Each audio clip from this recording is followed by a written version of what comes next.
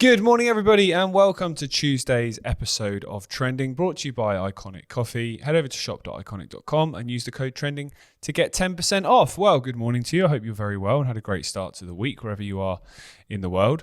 We've got a few stories to dive into this morning, of a good range of genres, actually. It's been quite a diverse day. Firstly, we're going to talk about the fact that the President of the United States is in America at the moment, meeting with Donald Trump. And the story from the BBC today goes, Trump upbeat on Gaza ceasefire as he hosts Netanyahu. And the video that they show at the top of the story is Netanyahu handing Trump a Nobel Peace Prize nomination. So apparently you drop bombs and that means you get a Nobel Peace Prize. But then, we know the joke of it. Barack Obama was at war for every day of his presidency, dropped more bombs than any president in US history, and still somehow got a Nobel Peace Prize. So we know really what that means. It doesn't mean anything at all.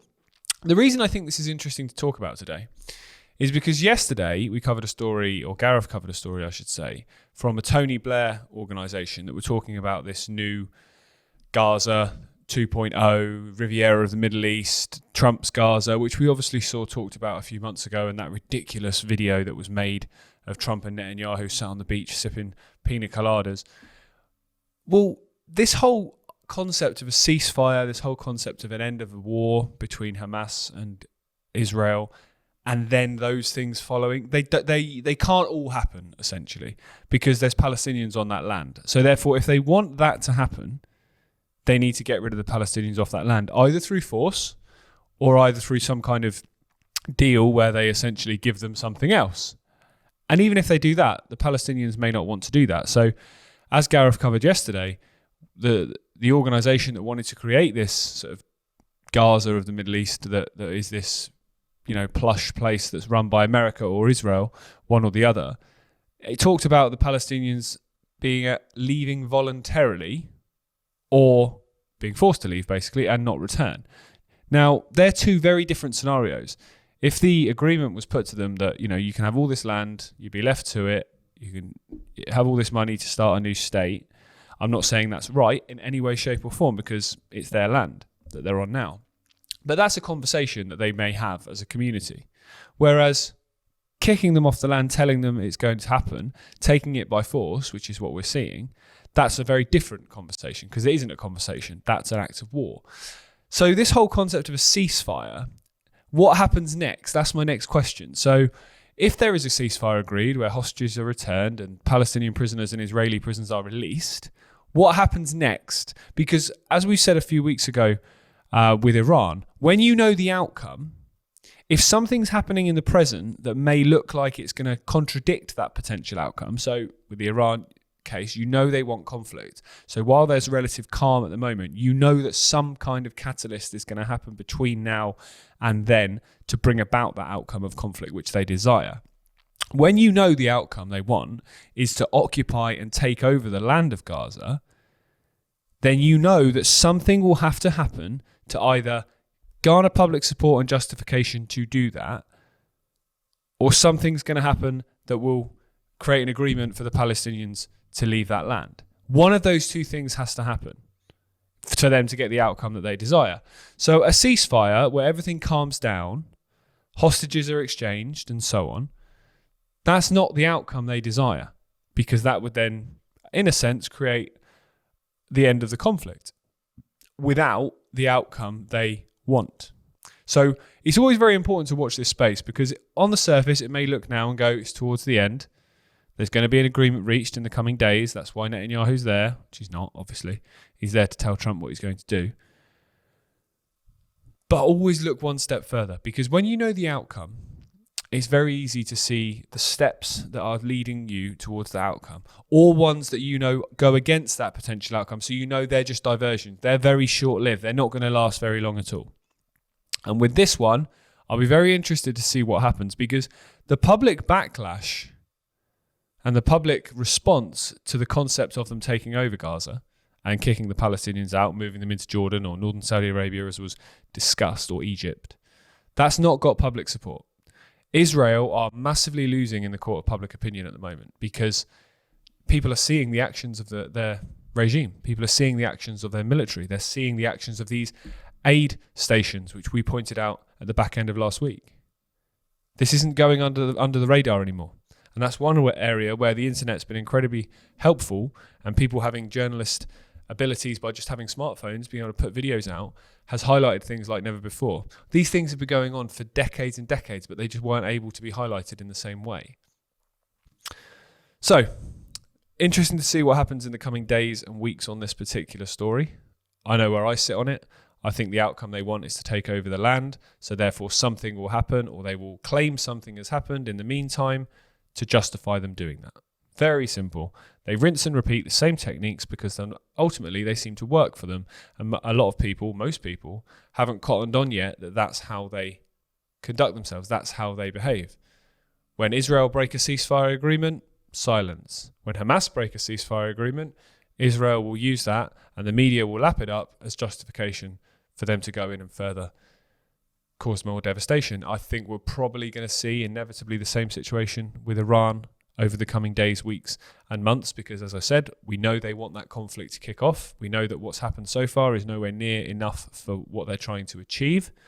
So therefore, whether it's claiming Iran have broken the ceasefire, claiming Iran have taken out a US military official, or tried to take out Trump or Netanyahu, or whether they conclude actually they didn't destroy the nuclear facilities, whatever it is, they'll use one of them, or maybe another one I haven't thought of yet, as a justification to go in and go in harder. There's been a lot of evidence to suggest that there's a lot of US military planes, US military transport planes that have been taking equipment over to Israel in the last week or so.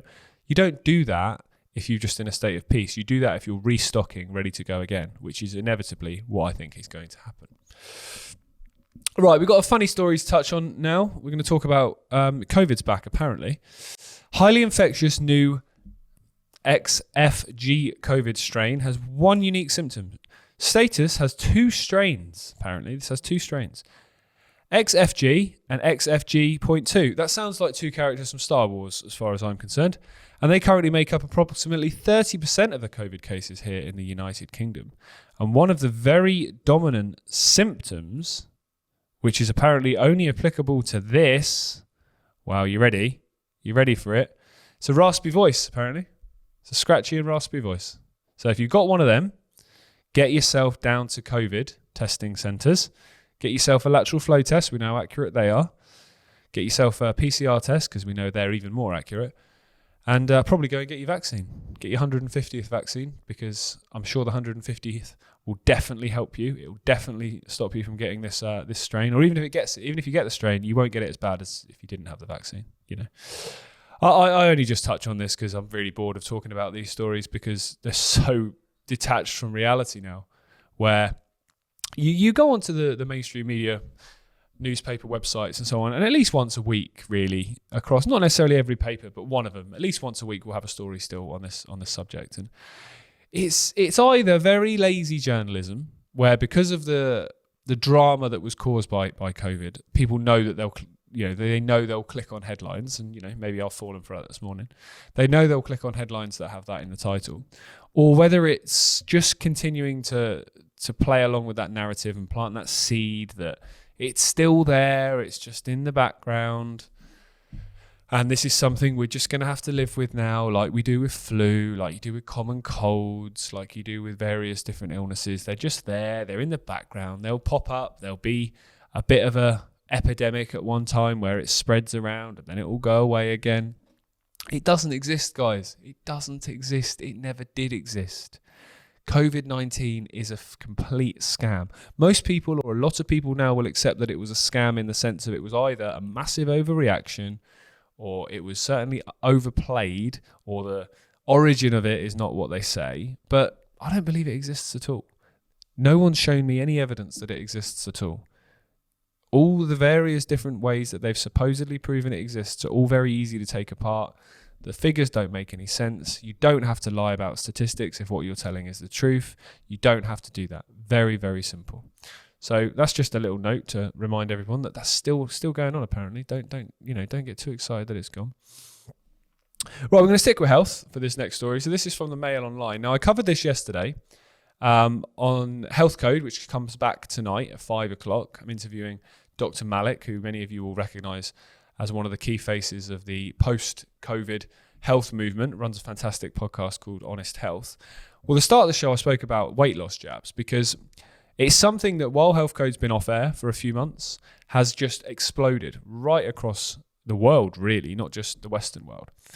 But finally, they're starting to acknowledge that there is a number of health dangers. So here's the story. From pancreatitis to hair loss and premature aging.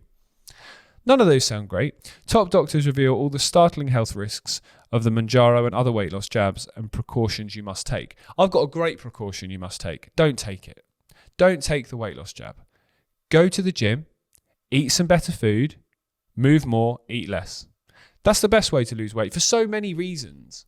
Because one, you get all the positives of losing the weight. You get the endorphins, your muscles get trained, you get the decent nutrition coming in through all of the food. This way you get nothing. You haven't really lost the weight. You've taken a chemical which is going to cause you a number of other side effects which may be significantly more detrimental to your health than being overweight. And the scales look different. That's all that's changed. It's like someone chopping off their leg and saying, I've lost a load of weight. It's like, no, you haven't. You've chopped off your leg. That's why you've lost the weight. You've not done it for any benefit to yourself. It's come at the detriment of your health. And these weight loss jabs, we pointed out before they even came to the market that they would be dangerous. We pointed out before they came to the market that there would be side effects, there would be health complications, and that you wouldn't see them until people started taking them, because we know that the pharmaceutical companies and that whole medical system is based on profit, and it's based on treating people when they're sick. It's not based on prevention. So therefore, their testing, the scrutiny, the studies, the surveys that go into these products is nowhere near as stringent as it should be. The barometer for getting a drug or a medical procedure on the market should be so high that there's a pretty much 99% success rate on everything, because the testing and the research should be so stringent. Of course, some things will get through the net. There might be a bad batch of something here and there occasionally. You have that with food, for example. But the side effects and the ratio of people having complications on any form of medical treatment is so much higher than 1%. That it's clear that these tests and these studies and these organisations that are meant to be there to regulate these industries don't do a good enough job. Probably because they're getting a lot of money from them. Probably because they're in cahoots with them. Probably because the whole design of that system is to make people sick and create customers for life. So how many people that have taken these weight loss jabs are now going to require other medication to circumvent the damage that the weight loss jabs have done? Well, as far as the medical system is, there's a customer for life. Fantastic. Great work, everyone. There's also a lot of evidence to suggest that if you take a jab and you don't take another one, it undoes everything that it's done. So you will have people constantly taking these weight loss jabs. They'll be taking them to go on holiday. They'll be taking them to go to weddings. They'll be taking them to get into dresses for parties and so on. It's just so backward. So backward. Health is a lifestyle. It's not a short-term fix. And weight and health and fitness and health are not always the same thing. They're not always exclusively together. You can look great and you can be a healthy weight and you can have a six-pack and be ridiculously unhealthy because of the type of stuff you put in your body to get you to that point. Some of the synthetic proteins and pre-workouts and other things is full of so much, all the protein bars, and they're full of so much rubbish. You might look great and you might think you're fit, but you're not healthy. They have to go hand in hand. So taking a jab that's full of God knows what to lose weight doesn't make you healthy. Might make you lose weight, might cause a lot of other issues as well, but it won't make you healthy. And it's very important that that point is made. And the reason I think this is so important is because in the last few weeks, I've spent a lot of time in medical settings for various reasons, one being with my son and one being with myself. And the amount of pamphlets you see for weight loss jabs, whether it be in private clinics, whether it be in the NHS clinics, whether it be in pharmacies, all you see in every one of them pretty much is sign up for your weight loss jab now. And I was tempted to actually sign up to go in, not to obviously have it, but to see how much information they give you when you get in there. Do they answer any of the questions you have to ask? Do they know the answers to any of the questions you have to ask? Do they give you informed consent? This story here that talks about precautions you need to take, do they tell you about those precautions before you take it? I would be very, very, very surprised if they did, because we know throughout history and we know throughout the last few years, medical information generally comes if you research it yourself. It doesn't come from the institutions and the organisations that are meant to be there to give you that informed consent. That just doesn't happen. So I'd be very shocked if you get that information. And as a result, most people probably just walk in, get this jab and walk out. And if they end up with side effects as a result of it, they're as surprised as anyone because they didn't know that was even a possibility. Because most people we know don't pay attention. Now, I spoke about this on Health Code, as you can watch tonight. Part of the problem, one of the main problems for why we've ended up in the mess we have in with the world, and health is a big example of that, but there's other areas as well, is by delegating responsibility of our lives to other people, to institutions, to corporations, to governments. We've delegated the responsibility, and we believe that they, well, I don't, and I'm sure you watching this don't, but many do, believe that they have your best interests at heart. They want what's best for your health. They want what's best for education for your kids. They want what's best for the safety of the streets. All of these things, when we know they don't. So if you know they don't, why are you continuing to give them any responsibility when you know all they will do is abuse it? You know all they will do is line their own pockets. They're in bed with these corporations. They're in bed with these medical institutions. So therefore, they're not doing anything for the benefit of you, are they? So with that in mind, be very skeptical and be very, very discerning over anything that you have that comes from them. If they're pushing something, and this is the new rage, like you have with this weight loss crap, you've got these celebrities pushing it, like, it's brilliant, I've lost all this, I've lost all that. It's in the news again, like I said with that COVID strain story. There's stories about Ozempic and Majana almost every day, pretty much every day. Some are talking about some of the side effects, but most aren't. Most are celebrities talking about how much weight they've lost as a result of taking it, talking about the benefits of it. They're pushing it. They're pushing it for a reason. They're pushing it for a reason, and it's not for the benefit of you or me. Very, very simple. It's not for the benefit of you or me. Right, we're going to stick with the UK for this particular story. Now, we've covered this over the last couple of weeks slightly when we're talking about the more attacks on savings, people's savings from this Labour government almost inevitably coming in the next budget in October. Now, the building societies have stepped up a campaign against this potential reform of cash ISAs. Now, building societies, for those of you watching that don't know, is slightly different to a bank. It's more owned by the members. They pretty much do the same thing, but it's just considered slightly different. So in the UK, you've got building societies like Nationwide, which is one of the biggest ones. But they basically do the same thing as a bank, but they officially don't have shareholders in the same way banks do. They're owned by their members and so on. Now, they've warned that slashing the cash ISA limit will actually put up borrowing costs for homeowners and for businesses. Now, again, I believe this is part of the agenda because they don't want people owning homes. They don't want people starting businesses. They want people dependent upon the system. Because if you own your own home and you own it outright, it's yours. If you own a business and you have an independent income, independent of the state, then you are exactly that. You're independent of the state. You don't require the state's permission or finance from the state to do and survive and do whatever it is that you do to pay for your family, to pay for your home. You don't rely on that. That's not what they want. They want to create a dependency upon the state because dependency equals control. Very, very simple equation. Now, by pushing borrowing costs up, you're doing two things. One, you're stopping a number of people from being able to get homes, being able to move out of their parents, being able to get out of rented accommodation, because the borrowing costs will be so high, and they already are so high, that people simply won't have the money to be able to put deposits down, be able to keep up with repayments, because rents are so high now, people are struggling to save anyway. So if you then increase borrowing costs even more, it's going to be more untenable for more people. The second one it's going to do is by having higher borrowing costs, the people that at the moment may just about be able to afford to borrow, be able to afford to own a home, they're all of a sudden going to be on a very precarious position on whether they continue to do that. And therefore you're going to have people potentially losing their homes, losing their businesses and losing their livelihoods as a result of this change. Both of those things lead into a creation of dependency upon the state. Very simple. The fact that the fractional reserve lending laws of government, of banks I should say, which are wrong, which is for every £10 you pay in, they can lend 100. If there's less money in the banks because people are being discouraged from saving money because there's no incentive to do so anymore, because the cash ISA limit which means the amount that you can save tax-free drops from 20,000 to 4,000, there's going to be less people putting money in the banks. They're going to put, people that are in a fortunate enough position to be able to save money are going to be looking for other opportunities to put their money into, stuff that's going to give them a return, whether that be stocks, whether that be investments, whether that be property, whether that be metals, whatever it might be. You're going to have people not putting their money into the bank, so therefore the banks can't lend as much.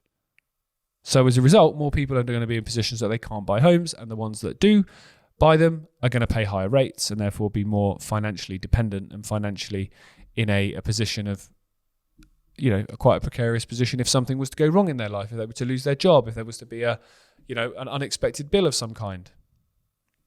This is all creating dependency.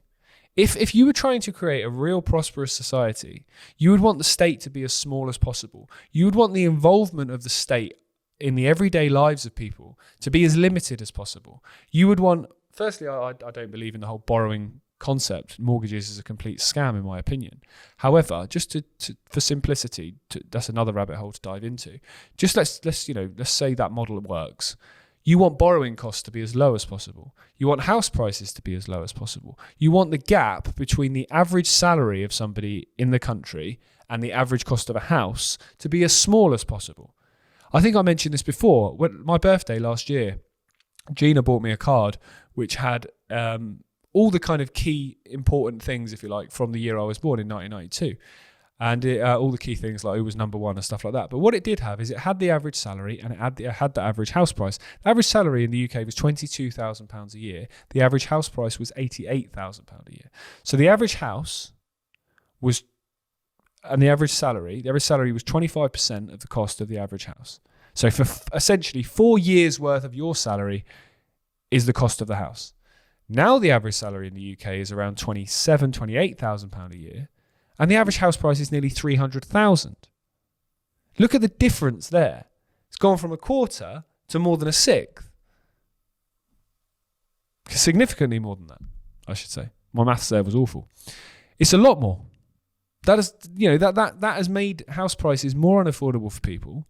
It's put more people in positions where they're taking up mortgages, massive mortgages on properties, that if something goes wrong in their life, like they lose their job, they are losing their homes, they are losing their livelihoods and losing their other assets as well. That's the plan. It's creating a dependency.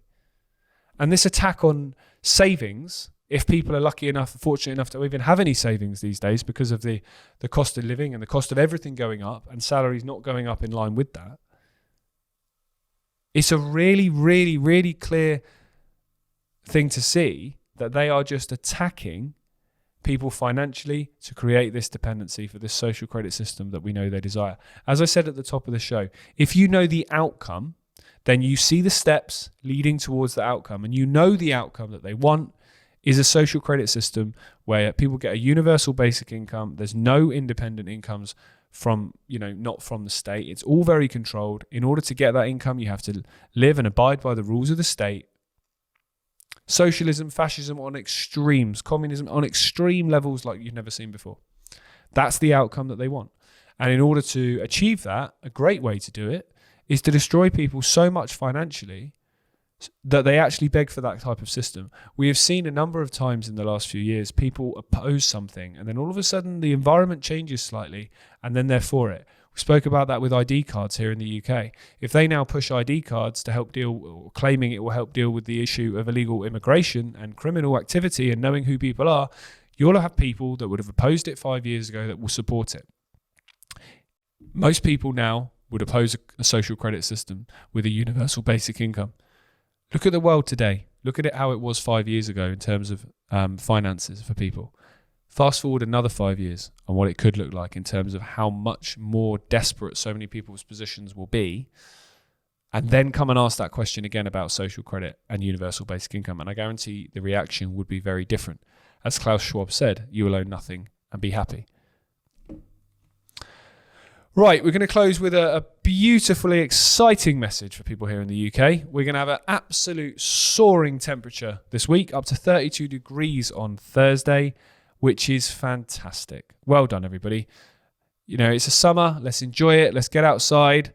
Let's get some vitamin D on our skin. Let's ignore these Met Office issues Met Office headlines and warnings, and absolutely ridiculous. Just be sensible. That's all. Treat people like adults. If you're going to sit in 32 degrees for 10 hours, you're probably not going to feel great afterwards. So don't do that. Drink plenty of water. Don't sit in it for 10 hours. And don't put toxic sun cream on as well. That's a big one. That's another rabbit hole for us to dive down to. I'd love to do that at some point. But this fear-mongering is just absolutely embarrassing. People go on holiday to Spain, to Greece, to Portugal, to Italy, to go and enjoy 32, 35, 38 degrees temperatures. So I don't get how 32 or 30 or whatever it's going to be this week is a national emergency. It's embarrassing. It's embarrassing, and it's fear-mongering, and it's trying to destroy any sense of excitement people might have about this. People moan in the UK about the weather probably more than anywhere else in the world. They moan it's too hot. They moan it's too cold. They moan it's too windy. They moan it doesn't snow. Then they moan it snows. Just enjoy it. Just get out and enjoy the sun. Enjoy some vitamin D. Get some beers in the garden. Get the barbecue on and have some time with your friends and family. And ignore this ridiculous Met Office fear-mongering. It's truly, truly pathetic. Well, I hope you've enjoyed listening to me this morning. I've swapped with Gareth today, so Gareth will be back with you tomorrow morning for his solo episode of the week. Until then, I will be back with you on Thursday. Have a fantastic Tuesday, everybody. Enjoy the sun, and the world might be pretty crazy at times, but you don't have to be. You decide whether you let those attempts to destroy your mindset, to destroy you. You decide whether you let them or not. You can watch somebody do something. You can watch some politicians, some corporations say something, demand something, but you don't have to do it. Really simple. You don't have to do it. Pretty much every story that we have covered this morning, there's an example there that they're trying to push something, but you don't have to do it. But it's very, very important to be informed of what they're trying to do and where the outcome is meant to go so that you can see it, call it out, and put a hard line in the way of where we are now and where they want to go. Because if we don't, unfortunately, we're going to end up there. That's why it's important to talk about these issues, even though they might not be exciting to talk about. They might not be something we want to talk about every single morning, but it's important to highlight the problem, because knowledge and the use of the knowledge is power. So that's why we have to gain the knowledge of what's going on and then use it to make changes to our lives and to make it as impossible as we can to be controlled. Be absolutely ungovernable. That's where we have to go. Thank you.